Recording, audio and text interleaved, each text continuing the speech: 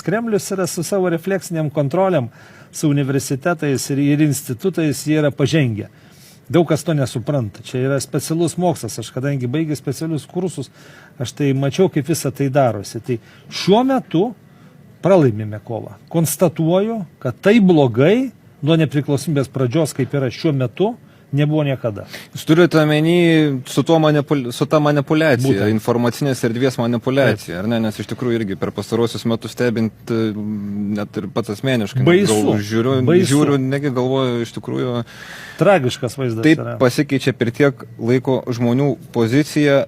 Ir turbūt grįžtame prie to pačio, kad norint visuomenę parengti kaip atsparę visuomenę tokioms manipuliacijoms, galbūt grįžtame į mokyklas, kur tenais moksleiviams ir jau reikėtų pradėti dėstyti apie tai, kas yra valstybė.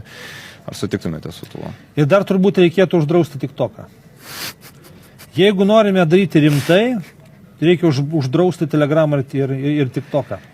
Apie ką, pavyzdžiui, ukrainiečiai šneka, bet jie dabar sako, mūsų daliniai dar ten reikia ten Telegramą, tik tai žvalgybiniais sumetimais gali būti, nes per ten yra verbavimas vykdomas, per ten yra plaunama informacija į Rusiją ir ten yra išlesamos smegenis.